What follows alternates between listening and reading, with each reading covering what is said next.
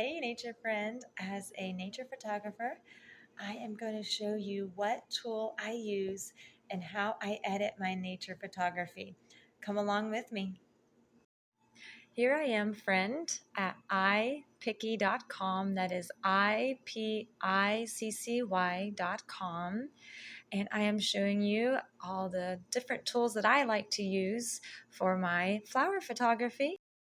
Also, you won't want to miss the end. I will show you the before and after of this flower photography edit. Thank you so much for joining and watching this tutorial, and have a blessed day and go out and enjoy nature.